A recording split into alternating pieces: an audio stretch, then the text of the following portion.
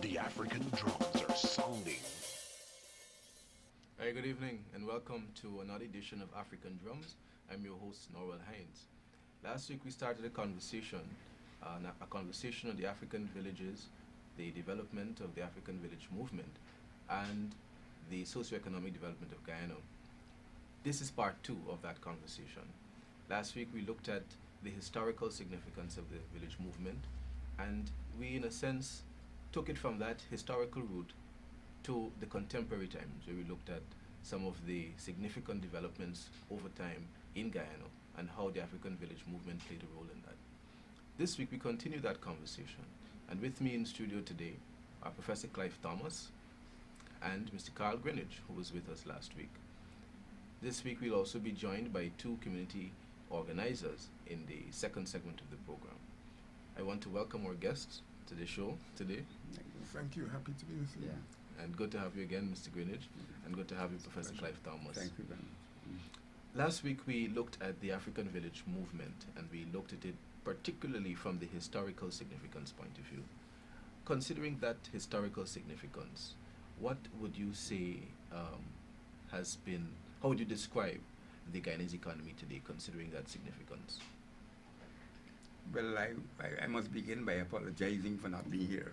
Last week I was invited, but due to conflicts with appointments, I could not make it. So, and I have in fact not been able to see the program because I understand it was a very good program, and I would recommend that maybe you should try to rebroadcast them during the week after you finish with them, so that they appear more than once. But the point which I'd like to make, taking into account the history which was exposed last week, which I understand emphasized the distinction between the plantation and the peasant economy and the development of the village movement as a counterproductive mode of production to the dominant colonial modes of production that existed at that period. I would say now the important dichotomy in Guyana is the distinction between the official economy and the shadow economy, or the phantom economy, as I prefer to call it. There are really two economies in Guyana. You can look at it from the official statistics, and you get one picture, and you can look at it from the prevalence of the underground and shadow economy, and then you get another picture altogether. The two complement each other in the representation of reality for most people in Ghana, and particularly for the people in the rural countryside who might look upon what is happening here when they see all the buildings going up and all that, but not to recognize the degree to which the shadow economy has integrated itself into our daily life, into our daily culture and so forth, and which affects them as much as it affects us who live here in the city. So that's how I would like to begin the discussion, by emphasizing that distinction. Mr. Carl Greenidge? Yes, thank you very much. Also, let me say that I'm pleased to have the opportunity to be joined by CY today on this exercise, the examination of a very important aspect of our development in Guyana. The distinction that CY is drawing between the parallel economy, shadow economy as it were, and the official economy is a very important one, because it also masks a number of other things, whether it is the statistics or concrete areas like unemployment. We live almost in an existence where the reality can be far from the story as told, and something like unemployment, which is a major problem bedeviling the economy today, is an issue that straddles both the rural sector, the agricultural sector, the sector with a large African presence, as well as the urban sector in all its dimensions. But one of the things I want to perhaps also emphasize about the economy today is the question of its modernization, the modernization of the economy, and more importantly, the modernization of the agricultural sector and the way that modernization confronts African villages the history of the agricultural sector in Guyana, outside of the plantation, essentially sugar, to a lesser extent coconuts and timber plantations, is one in which the peasant sector, the non-plantation sector, has tended to lag behind in modernization, that is bringing new techniques of production on stream. Where it has made an advance significantly has been in the rice sector. We spoke a little bit about the rice sector last week. But although the African villages had been involved early in the production of rice, either in the villages or the African labor on the plantations, this has not been the center of African production in the villages. And so the sectors that have tended to be predominant in African villages have tended to be perennial crops, bananas, plantains, grown provisions, and the like. And in that sector, we have not seen a significant degree of modernization. That means it has implications for the skills, the development of African skills in the villages. It also has implications for the commercial development and evolution of the African villages. So you have not been able to bring mechanization in the way that mechanization has come to rice, in the harvesting, in the milling, that is the processing of the product. In the case of Guyana, you've had the government intervene in the year of cooperatives and after in an attempt to bring modernization to the processing side. We've had cassava mills and the like in a bid to bring greater value to the farmer in the end as part of the process of modernization. But that has been very limited, and with the failure, the fiscal difficulties that the state has faced, that actually has collapsed. And today you remain with an agricultural sector in which you have a dichotomy between rice and the rest of the economy, and actually largely between the villages with infrastructure, those that are evolved from land settlement schemes, which we spoke a bit about last week, and the villages that are they are no longer truly African villages in the sense that all African villages are mixed, but you have Indian villages which have no Africans in them or any other ethnic groups. The division between those two sets of villages is also a division marked by modernization, inadequate modernization, and inadequate infrastructure. Drainage in African villages along the Kanji Creek, along West Coast Babis, along areas on the quarantine is a marked inadequacy. Major infrastructure, it means that they're more subject to predations of the weather, inclement weather, than other villages. So you got a big commercial sector which remains in the sugar industry, but for all its problems, you have a essentially rice sector, not only, and you have the rest, where you don't even have the marketing facilities of infrastructure that would parallel the rice and the rice in terms of the infrastructure and the extension services and support, which probably has gone anywhere in Guyana across all the sectors. Okay. That's a very important starting point, because by observation it seems as if historically, and we said a little bit about this last week, that particular ethnic groups tended to be involved in particular sectors of the economy. And I think that what you're saying now is that, in a sense, some of that is still reflected in the society today. Why has that been so? Why have we had this traditional sort of... I think one of the reasons is that you have to go back to the way in which the economy was organized in the 1890s and even early 20th century. The predominant mode of production was plantation. So everything else that developed within the peasant economy and those races and groups that worked within the peasant economy had to complement the dominance of plantation sugar. And that economy tended to organize itself around 4 different loci of production. One was, as he said, rice. The second was growing provisions, as he also said. The third was livestock farming, duck farming, cow, whatever it is. And the fourth was finding activities outside of agriculture. A little bit of plumbing, a little bit of carpentry, a little bit of this and that, shoemaking and so on. Artisanal work, fishing and all that type of thing. So in that sense, these activities developed as a way in which they would seek to provide opportunities for increased employment, increased means of making a livelihood.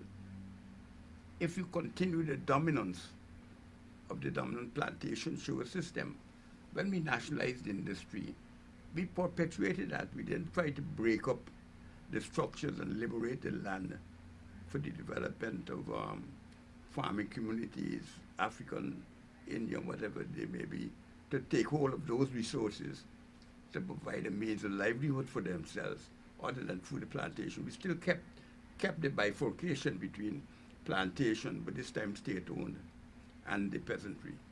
And that, I think, is a damn dominant dynamic that still plays out today. So in every sense, real sense, therefore, the activities that occur within the peasant economy, the farming economy, are activities that are fundamentally subservient to plantation sugar. And this is reflected in the way in which the resources are organized. The plantation monopolizes the best lands, the best drainage and irrigation. They commandeer the resources of the state in finding markets for the produce and so on, and all these sort of things. So when these other activities develop, they have to insinuate themselves into the institutions of whatever the plantation allowed it to do. But the plantation does not want to lose its grip on the labor force that is there.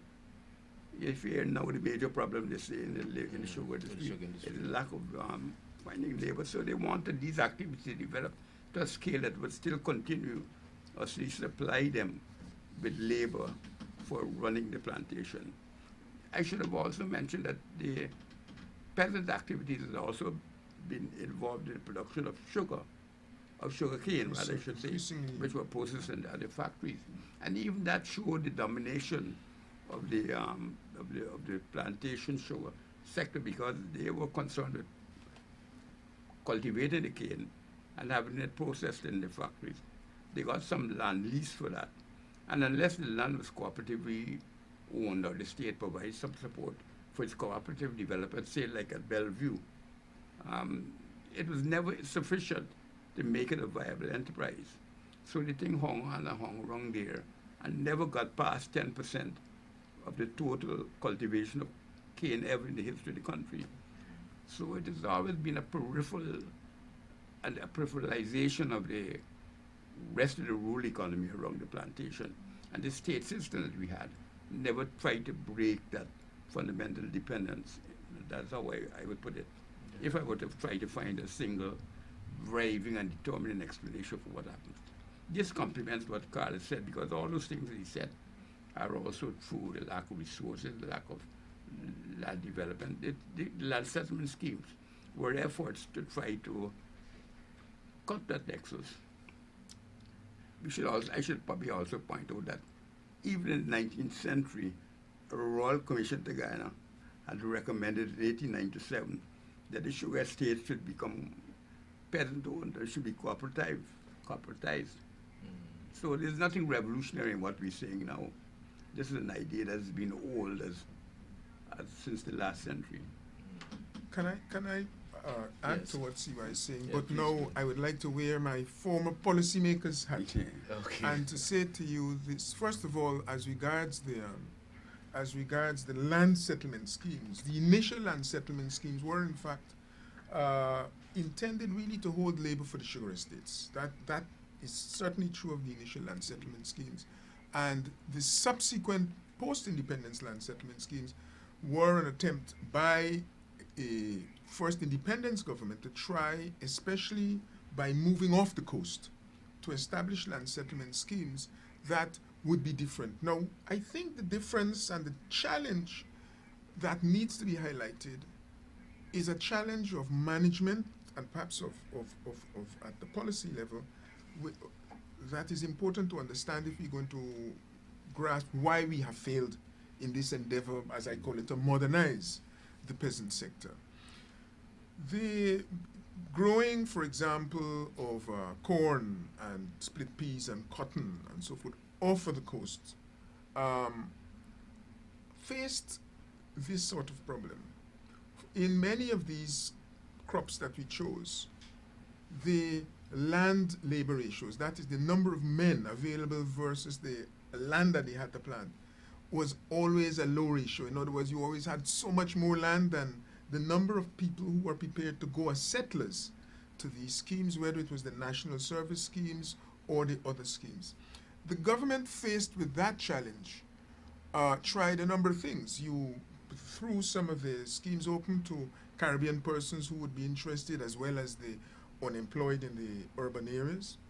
But it still never made a dramatic difference to, if you like, land labor ratios. And consequently, the mode of production that the government tried to develop was essentially large-scale production. But the truth is, how do you do what they were trying to do? How do you take a new area, sometimes even a new ecology? Okay, you're producing on sands, which most Guyanese are not accustomed to dealing with, managing the agronomy of sand soils without having serious erosion problems, water pollution, and so forth. That's one side. But the challenge is, can you take peasant farmers, or even those that might have come off of plantations, and train them on a big farm, which has lots of machinery, it is producing to scale, and then put them on a settlement, which is one of the things that was done in Kimbia and the national service schemes, and say, okay, now we have trained you, we've shown you the techniques, some agricultural practices and so forth. You know how to use machinery. You go off and replicate this at a peasant level, maybe using 10 or 20 or 40 of you, forming a cooperative, and do it on a microcosm, a smaller scale than was being done in training and is being done on the plantation. It is perhaps, I think with the benefit of hindsight, not a policy that worked. In other words, if you want people to develop and perhaps refine the techniques of farming on a smaller scale, you probably have to train them and develop them on that smaller scale. The movement that we tried from training them en masse in bigger schemes to transfer themselves to smaller cooperatives didn't work. There are problems with cooperatives as a management tool anyhow. I don't want to get there for the moment. But just to say to you that in the attempts to establish a form of production outside or different from the plantation around the peasantry, we still are faced by the challenges of how exactly to approach this. You know, as you look at the analysis, you often get what I might call either myopia or confusion over what it is you want. If you're going to have very small scale farming, which a lot of people call for, you know, this ideal of a peasantry, they have to be exceedingly highly skilled, quite capital intensive in terms of knowledge intensive agriculture, or it is just going to be a peasantry that does not survive competition once a commercial enterprise enters that area. So the idea of small farming is not really, in my view, in the long term, consistent with peasant farming.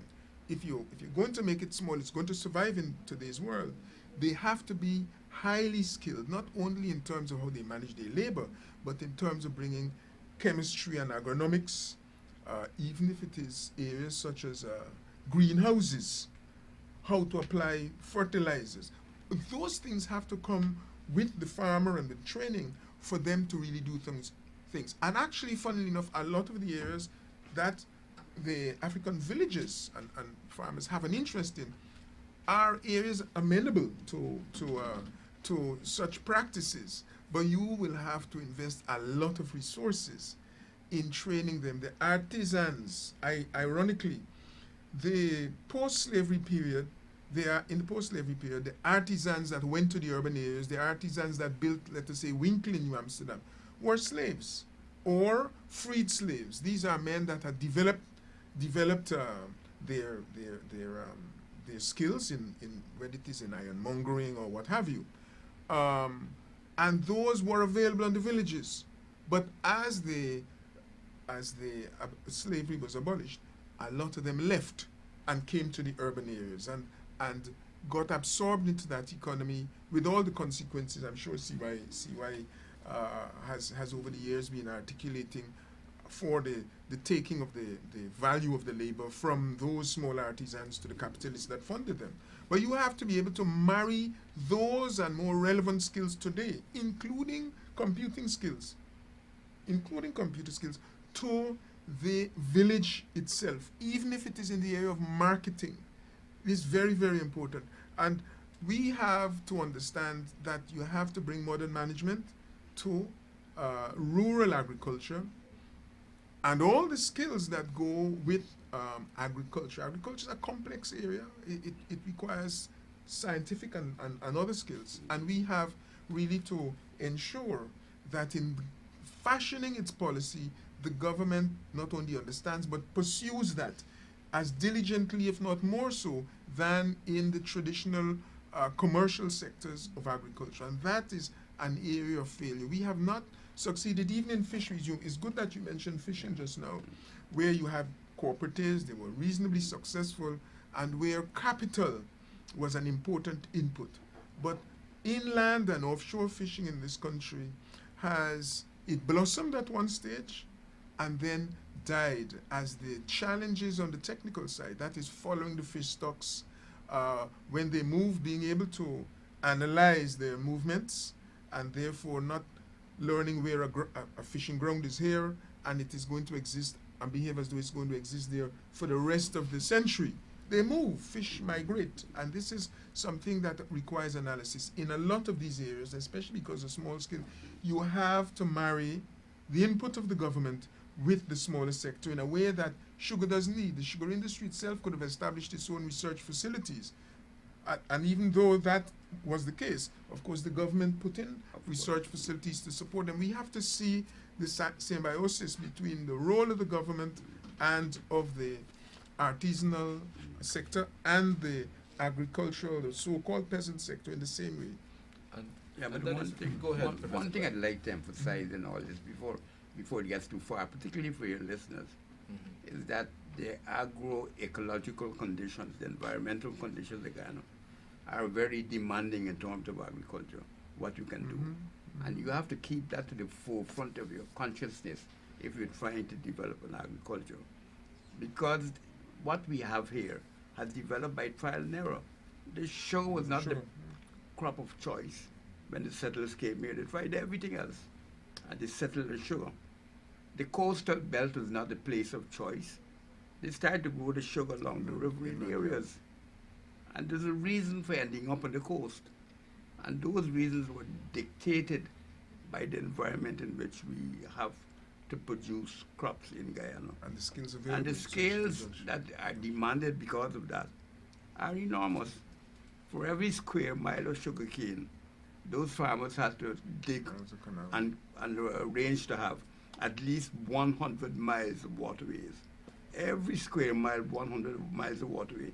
So you can tell them enormous amount of labor and capital using the shovel mainly because they had no other implements that went into that activity to make the cultivation of sugar possible. So when we think of other activities, we have to remember that we have to be guided by the scientific possibilities of the land in which we're dealing. And in Guyana, it turned out that the soil could tolerate that. But that in itself set up certain demands. Like, for example, you should have the land in fallow. You shouldn't have more than 5 ratoons. And everything that the sugar industry is doing violates those basic norms. Today? Now, that's why it's such a crisis. They have 5 or more ratoons taking place in the industry. They don't leave adequate amounts of it. They don't have to replant the land every time. You just cut the top off and let it regrow. Oh, I see. But after 4 years, the yields of that sugar, the sugar yields of that plant is reduced so significantly that it's not worth cutting and putting it to a factory. But what is happening over time is that the estates don't have money to cut the cane as they need to cut it, and so they let it go back out of the initial cutting, and that reduces the sugar content, reduces the yield and the recovery ratio of the factories from sugar cane to sugar, and causes all the inefficiency in Gaisuka that you have at present. Plus, they don't put the land on to follow. I'm going to say you're getting a very, very complicated area where Tony, I'm sure Tony Vera would love to engage you on. I just make one small point to many programs together. That is that the ratoon, the number of times you allow that plant to regenerate itself is not unrelated to the price and the crop and what you're going to do with the sugar itself. If you're going cane for biomass, that is it. You might not want to doesn't matter so much.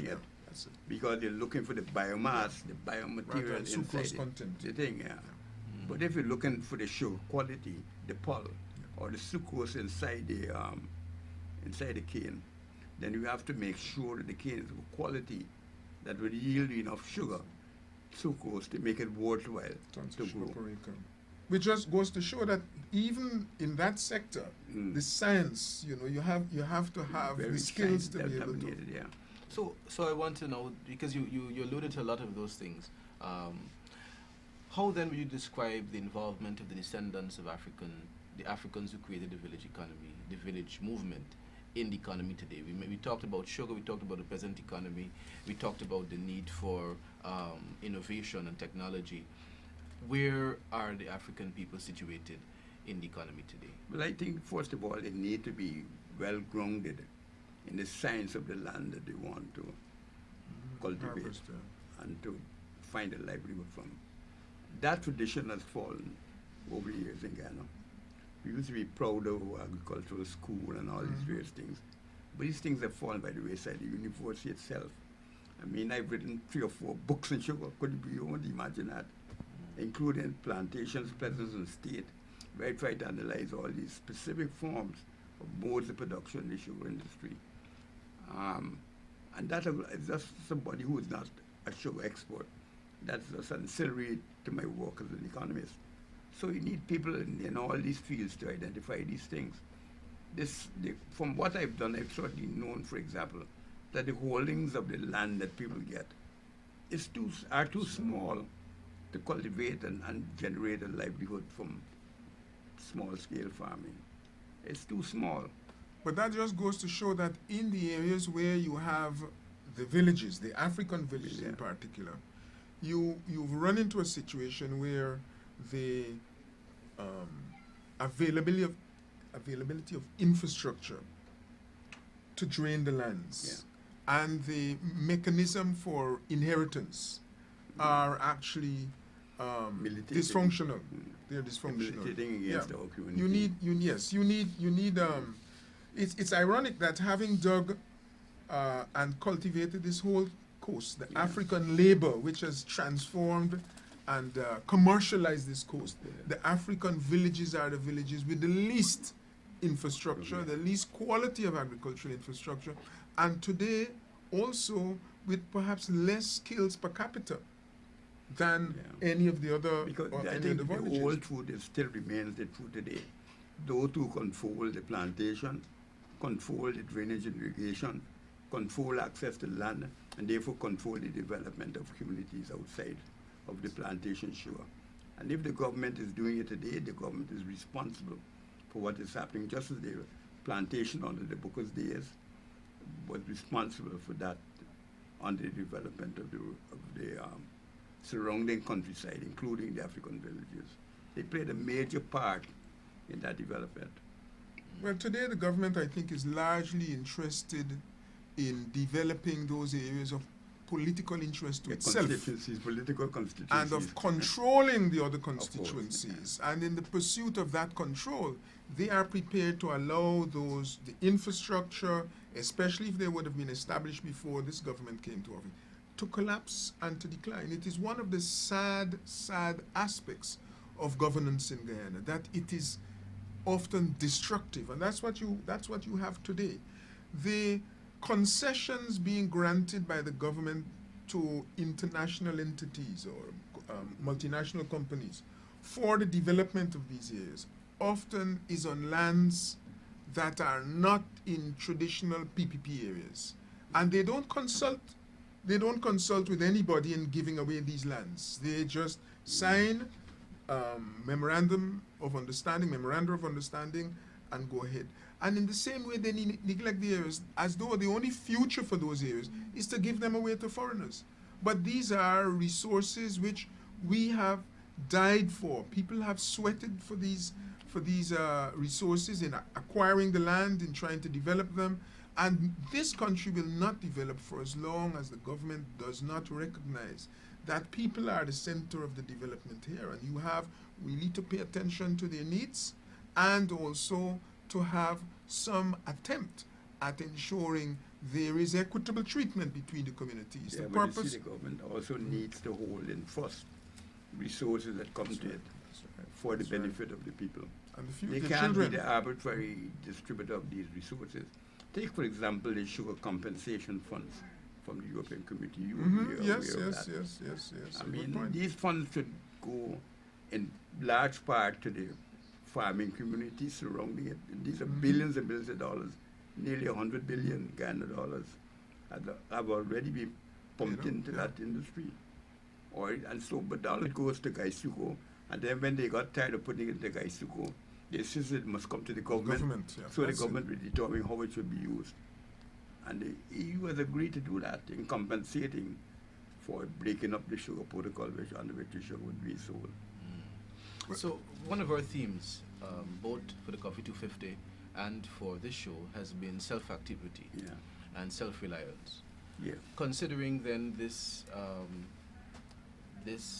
tendency to Well, treat I villages in think this I way. can articulate it best. In fact, the economic model that I'm known for is one which argues that under development, it expresses producing what you do not consume and consuming what you do not produce. So the dynamic of the plantation economy was to produce something for export overseas. And when you want to consume things that you need, like food, clothing, shelter, and so on, you imported it, and therefore there's no nexus between demands and output. There's no nexus between what things that people want and their production systems that they had within the country. And therefore, self-activity is not integrated into the fundamental mode of reproduction of social life and economic life in Guyana. That's not the way in which the economy functions. It exports minerals, exports gold, and imports flour, split peas, every single thing we need to consume. So then Well, how do Clothes. the African people in African villages respond? How do they Well, they have to respond bring that by model? trying to emphasize the development of things that they continuously consume, the things that they need, into the production systems that they have. But they have to do it in a way that is not inefficient. They have to recognize that there's some things that they cannot do it that way because it'd be cheaper to import it from other villages or maybe from other parts of the country or even from outside. But the fundamental process to be the integration of the demands of the villages with the output of the village, so that you have that fundamental reproduction system anchored in the community. And then from there you begin to think of specialization. I'm not against specialization or the need to import things from beyond your community, need to bring in technology, bring in skills. But you try to make the driving force of your economic decisions one that is based on producing what you need for your consumption and the satisfaction of your wants first, and then you only engage in trade to the extent that you can do that efficiently in a commercially successful way. Mr. Greenidge? Well, let me just take the opportunity to say that Clive Thomas has made a number of important contributions to the analysis of underdevelopment and development itself.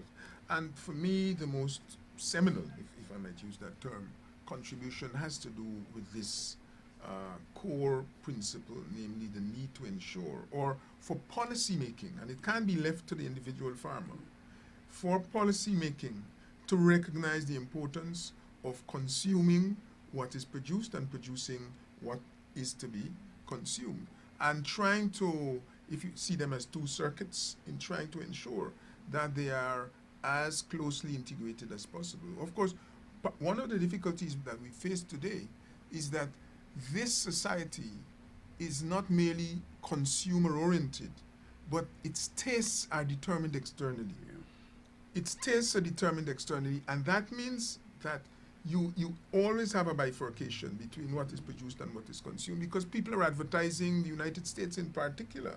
We are so responsive to the Guyanese diaspora or the advertisements out there that people are often not prepared to consider what could be consumed domestically as being desirable. I mean, we find ourselves in the end in a situation in which we fail to respect what might be almost a fundamental law of development. And this is really what the challenge of government policy is about, to try to ensure that today we are producing things, as CY said, largely unprocessed for exports.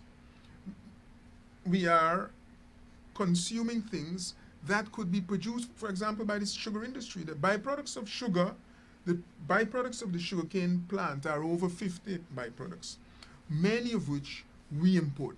And they could, if you were to look at the industrial strategy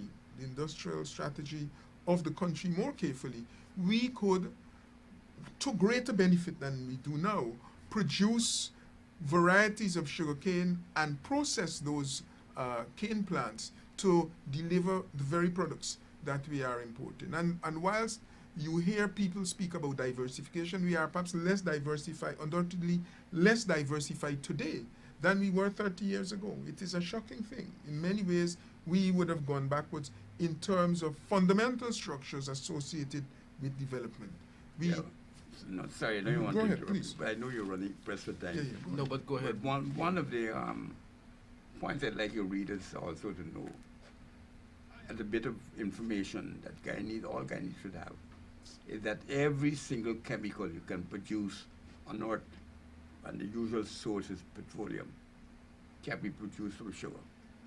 In fact, people should know this because you can always convert sugar to alcohol.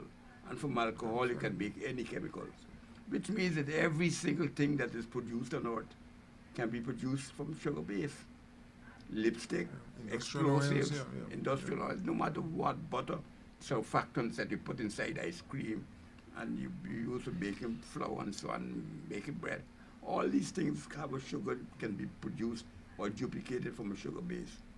Now, when there was the oil crisis, you probably weren't born yet, in the 1970s. 15 or so years before. There was an attempt by the developed countries to find a base for producing what they call chemicals. That is to replace the chemicals they had to produce from petroleum. And they even built a plant in Britain at a place called Knowsley, a pilot plant to produce the chemicals that were in primary demand around the world. And the reason why they did that is because we produce over nearly about 150 million tons of cane every year around the world. And that's the largest concentration of biomass that is produced on the entire Earth annually. Well, we had argued since the 1970s that the Caribbean should develop this idea. They took it to mean that they should develop the idea by using their sugar to become chemicals, but that's not what we're arguing. We're arguing that they should develop the idea of being pioneers in chemistry. At that time when the book was written, there was not a single course in chemistry in any Caribbean university, or even any in Britain where we were studying the sugar. I don't know if there's any still, but they started teaching in Britain. We do suffer from that handicap. We really I've suffer also from published ignorance. something on the byproducts of sugar, and so it's not something unknown in the region. We're going to have to take a short break, and when we come back, we'll invite two community organizers to join the conversation with us. But certainly for me, this first half has been very, very informative. I'm just here. So we'll take a short break, and when we come back, we'll be talking with two community organizers. Okay.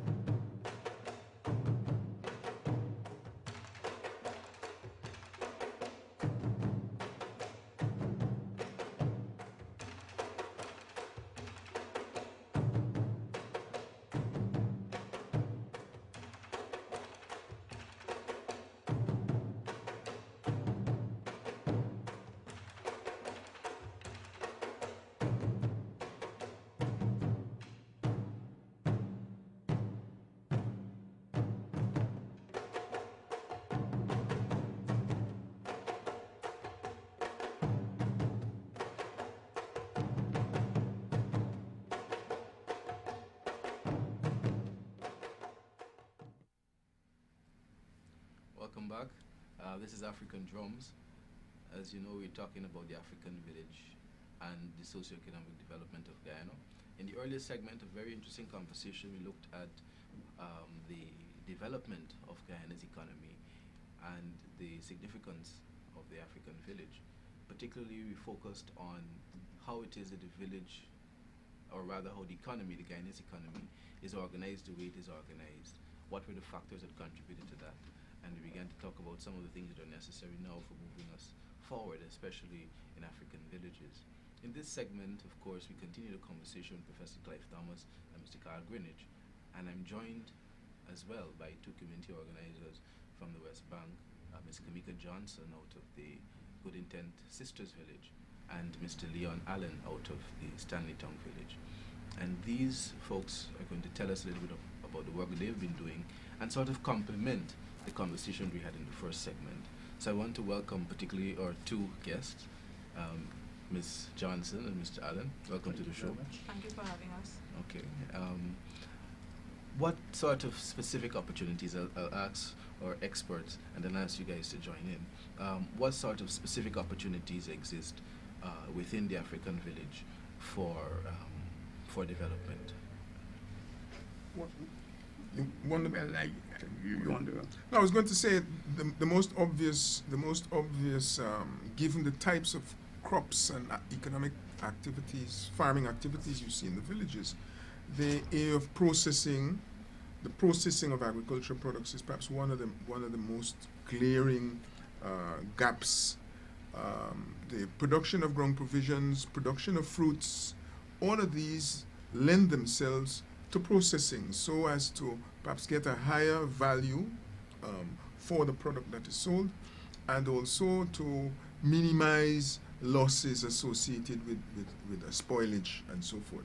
Marketing also is an important dimension, and this is why I was mentioning earlier, there's scope for marrying the internet revolution that is taking place to agriculture, and also to involve youths more in agriculture, because this is a major area, a major lacuna, gap. What I've seen elsewhere, for example, is, and bearing in mind what seems to be a phenomenon sweeping Guyana, the phenomenon of food sellers. I mean, it is also partly a reflection of the poverty in the black areas, but the quantity and range of food stuff being sold is actually an opportunity. And I've seen elsewhere the use of computers to help in the display of the foodstuffs, and also for selling not only the semi-processed of raw products, but the final foodstuffs, a way to reach your market without depending so much upon intermediaries. These are some of the opportunities that come to mind offhand. And I'm making this point, especially with the computers, because a challenge in the villages is what activities can engage and maintain black youngsters and the males in particular in the villages. Professor, do you want to add? Yeah, I agree completely with what Carl has said. I would just suggest two other areas that might be useful. One is to think of crops that might be innovative in the sense that they are grown in other tropical countries, but are not particularly imported in Guyana, for which you might find markets. Like, for example, what I started to consume recently, I don't know if it's a fad because of my illness. I started eating a lot of organics. Oh. But I've discovered that so far, I would say 7 or 8 out of 10 persons I've asked do not know what an organic is. Yes, I do. And yet, and yet it is sold in the markets here. So I'm saying you have to encourage the villages to think of these specialty foods that they might try to produce that, and look to see if you can cultivate a market for it. You can begin by being there first at it. If you're going to have a captive market, and from there you might be able to grow, particularly if you get your customers satisfied and they like what it is and so on. So that means that you have to be very proactive and scan the produce that comes out of other countries like ours, because the organic is well known. I think it's an invention of Jamaica. But so what does the organic do? It's a cross between an orange and a grapefruit. Oh, I see. And the grapefruit, sorry, and tangerine. Tangerine. Okay. And so I mean, and to my mind, it's a lovely fruit because it can be fagged. It is easy for me, suffering with a disability. And you don't require somebody to come and cut it up for you. Once the skin is peeled off, you fag it. Just as you do a tangerine. And it can grow in periods when the tangerine does not grow without the seasoning. So you have to look for things like that. The second area, I think, where we have to do almost the same thing is to scan the horizon to see whether there aren't products that we could specialize in producing that might be green or organic, that can carry an environmental label, and therefore, based on that, be able to capture and sell more. There are many hotels around the region be glad to buy produce if we were to sell it, based on the notion that this is green, peasant produced products, rather than something coming from a commercial farm that uses rampant fertilizers and chemicals and so on to make sure they control pests and disease and that type of thing. Which means that we have to get the government involvement in it. And we have to get some means of certifying that these are green products. Because when you go into the supermarket, all the green products, particularly supermarkets overseas, command a higher price than the regular products. So if the coffee is green, grown without passing through any process that requires the use of chemicals and uses natural manure and things like that in the production of coffee, it commands a higher price, a premium price, than that you get from the regular commercially based coffee, which is mass grown and so on. So those are two areas which I think that they need to work on. But to do that, it needs for them to spend some time, and the government needs to have an organization in place that is dedicated to this activity, because what they're trying to do is to satisfy the needs of the village for other types of food than the ones it's traditionally accustomed to. And out of that, extending it as a market for export and development outside the village, maybe first of all in Guyana, further afield in the rest of the Caribbean, and even further afield to the rest of the world, based on the notion that it's a green product for which we can claim that we are, because of the environment in which we produce them, putting out something that is really and truly organic, and get a public certification to that effect. So that is what I would suggest to them. Okay. There's a forum that is coming up next Sunday in the West Bank. Why is that forum necessary? What are your plans to do for it? You want to tell us a little bit about that? Okay. In my work as an organizer, the Coffee 250 had a forum on August 4th in 2013.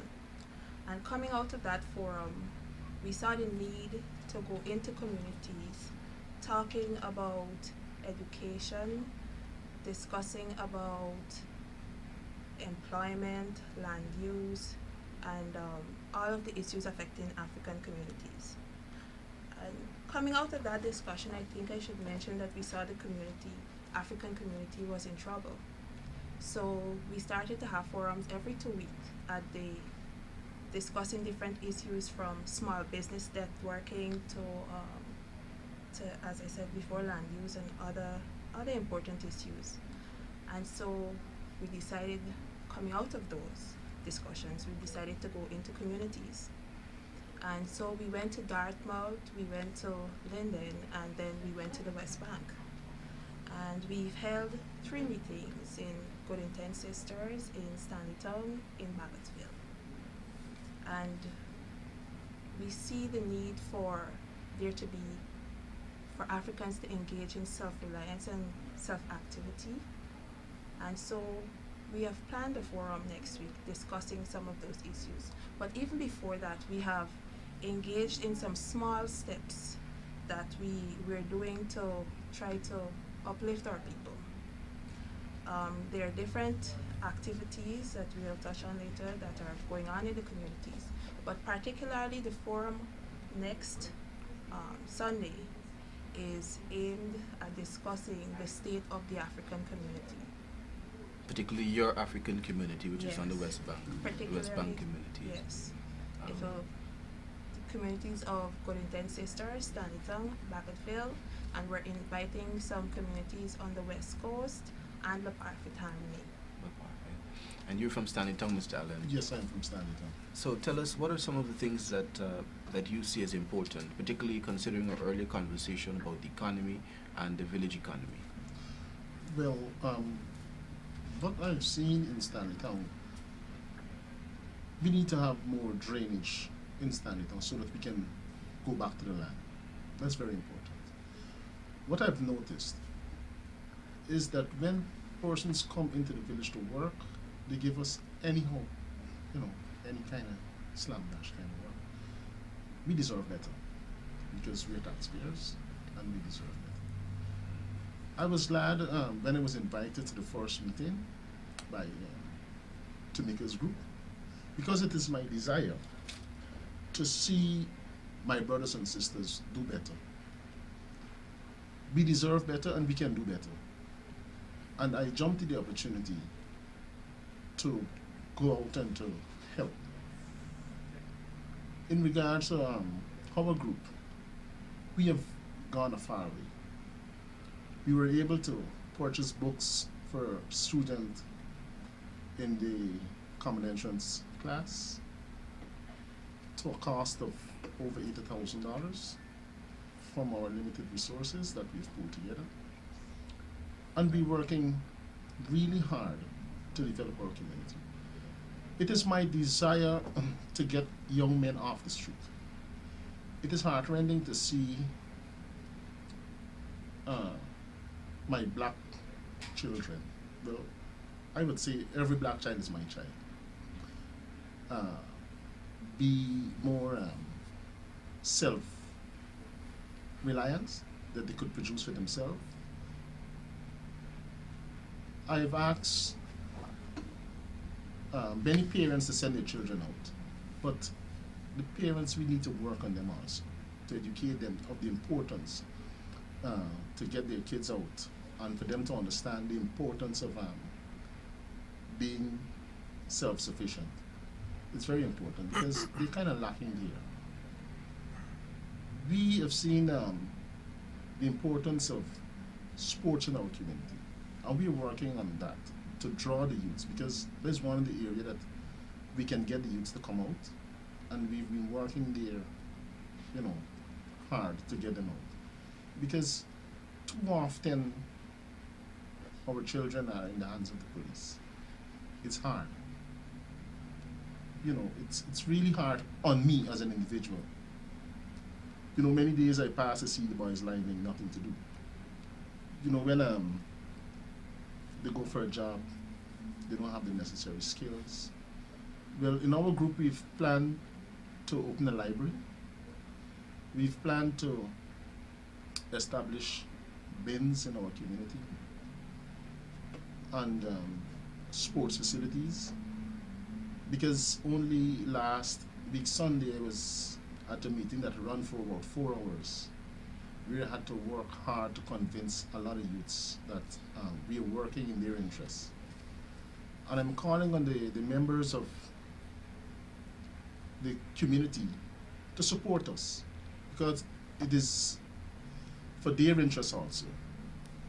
Because I will take time off from my job to work for my village. Because when your village improves, the economy in the village, improves. It will be easier for you to go to the bank and get a loan once your village reaches a certain standard. And that's an important point. I think that has been part of our theme here this afternoon, talking about the village as a total economy in itself, and how it is that we encourage development, particularly agricultural development, but also seeing how human and labor development is important to that economic drive. What are some of the other things that are happening in your community, Comica? Before I touch on that, can I say, as I said, we went to kept meetings in 3 different communities, and coming out of that, in each community, we see an underutilization of land. And at the same end, when we look at it, a lot of our young people are unemployed. they're on the streets liming, they're engaging in illegal practices, they're using drugs, and you know, it's difficult to actually see this happening in your community. So some of the things that we've been engaging on, as Mr. Alleyne was saying, we're getting the Stanleytown community ground, the infrastructure. We're doing a lot of self-help in that area. I think they neglected to touch on that. Just to get things going. So to get the youth off the streets and to have them have something to do in the afternoons.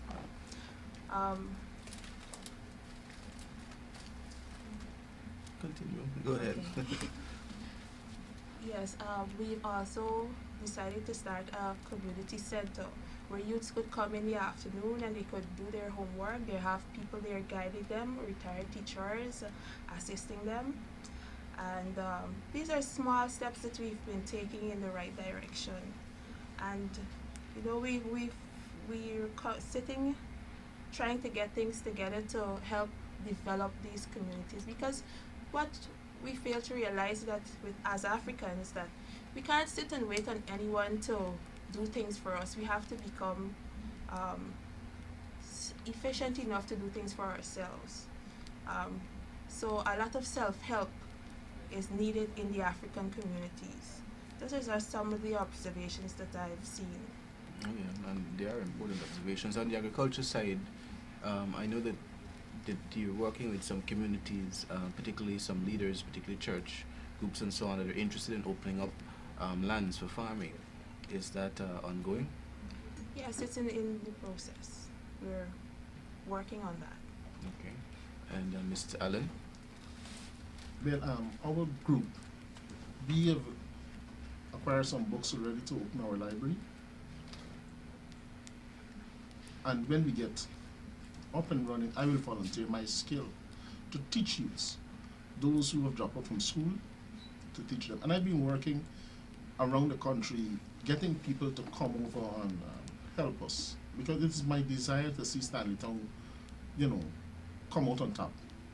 Stanleytown must be one of the village that must be recognized on the good side, and not having police running into our village and harassing our youths and so on, things like that. Okay. So in closing, Comica, tell us a little bit about the program for next Sunday, just about who the speakers and so on. Okay. So the program will focus primarily on education, security and stability, and the importance of revitalization. And some of the speakers will include Mr. Nigel Hughes, Mr. Vincent Alexander, Mr. Jonathan Adams, and Mr. Carl Greenidge. Okay. So we're inviting everyone to come out. It begins at 2 o'clock and it will end at 6. And you'll find the setting very comfortable and conducive to learning. Yes, and learning is what we want to do in this program. In closing, your closing comments. Well, everything I've heard so far encourages me, because I believe as an educator that knowledge is the basis for advancement. The more we know about our communities, the better informed and empowered we are to control their development and advocate policies for the development. I think more readily we are to embrace this notion of innovation. We can't just want to produce things. We want to be able to have the idea that whatever we produce, we want to be innovative in doing it, whether it's through the design, whether it's through the type of product, whether it's through the different process, that we try to approach it in a creative way. I think we need to endogenize that spirit within our community, so they see both the legacy of the village, the historical traditions, as important and empowering us to move forward, but also see that we have to move forward into our future, and that future is one where knowledge and the power to know things and do things differently seems to be the primary basis for success. Mr. Greenidge? I would only add to the comments that have been made, the importance in the future of the villages lying also in ensuring that, if you like, the economic is married very closely or melds very closely with the cultural and social.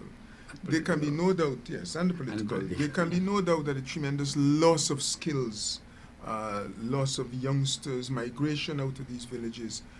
One is not only an economic factor, it has to do with a lack of, if you like, lack of facilities and an ambience in the villages. We have to correct that. You have to generate centers of activity in the villages, cultural and otherwise, that will give youngsters a pride in those villages, want to cause them to stay, want to cause them to contribute, but also lift their morale and give them a goal as an individual and as part of the community.